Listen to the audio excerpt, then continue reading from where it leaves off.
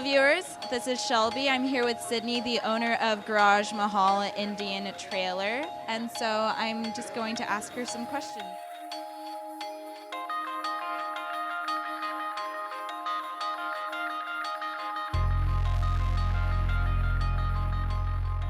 So, when did G'Raj Mahal come to fruition?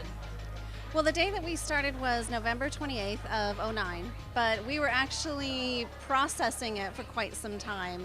And it wasn't the G'Raj Mahal that was getting processed, it was the concept that was getting processed. Yeah.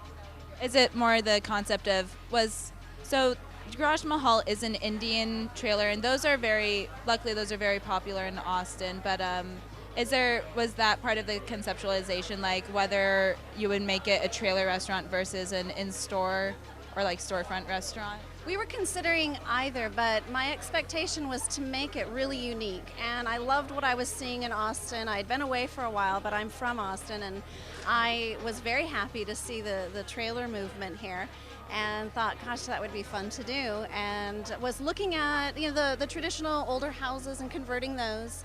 And then the trailer idea looked really fun. And so I designed it and worked with a guy that really knew what he was doing and understood how much I expected out of the kitchen. What are some of the pros and cons, would you say, of trailer dining? The trailer cooking, okay, trailer cooking is definitely unique in that you're having to attach the plumbing, you're having to work with every aspect that you have to attach your heating and everything that you would use to function in a kitchen, the electrical, the heating, the water, everything is a daily chore. And that's not something that you normally do. You normally go into a kitchen and you turn on a stove and you're good to go.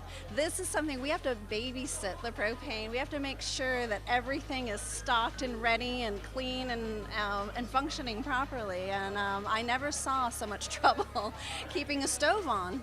Yeah.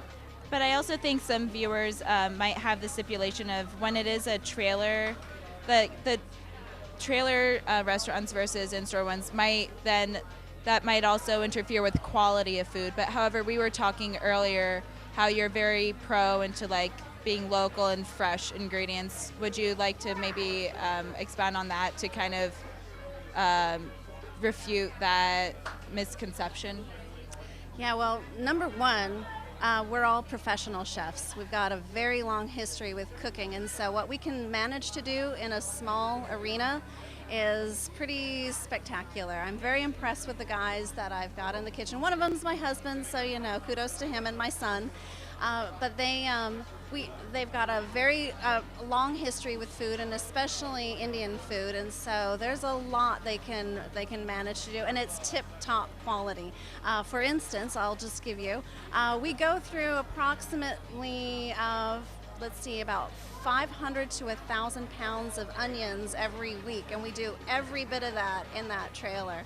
And we reduce it into small sauces, and so there's a lot of work that goes, lots of labor and lots of skill. Well, our food's here, so we can set that down and maybe continue just a little bit more, but it looks really good. We got some different flavors of naan here. We have, I believe, a coconut naan, a garlic naan, and then also a garlic paratha, is it? That's Paratha. right. And the difference is naan is white flour, whereas paratha is whole wheat.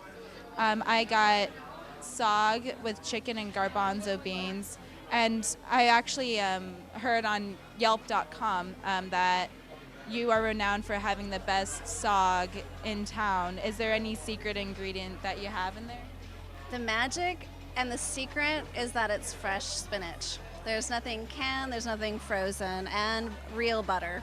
Now, some of the things we ordered were actually recommendations. Sydney was speaking to us a little bit before we ordered and before this interview about some of her recommendations. Do you want to point some of these out to our viewers?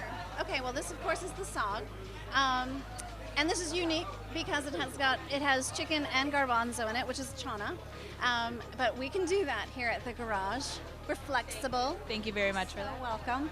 And over here this is sorpatel, which is a pork chili. It's very unusual to see a pork dish at an Indian restaurant. However, These guys are from Goa, which is which it was a Portuguese colony. It's now part of India, and but the influence there is Catholic and Portuguese, and so you've got a unique way of using spices.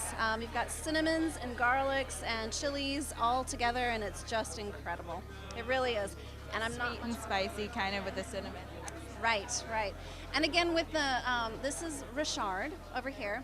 Richard, really, what this is, I would compare it to a vindaloo paste. It's a little bit sweeter, a little more, but the vindaloo being really, really heated chilies and that vinegar quality.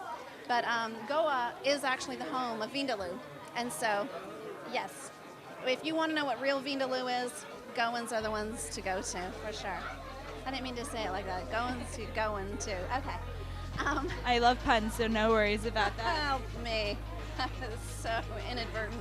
And okay, then my recommendation with the Richard is my own addition to the menu, and that's the coconut naan. It's a sweet coconut naan, and it goes beautifully with the sort of ketchup-y sweetness of that and the heat. Excellent. I'm really excited. And so you have all these recommendations, and you said that you can kind of mix and match your own thing. So is the menu then like always evolving type thing?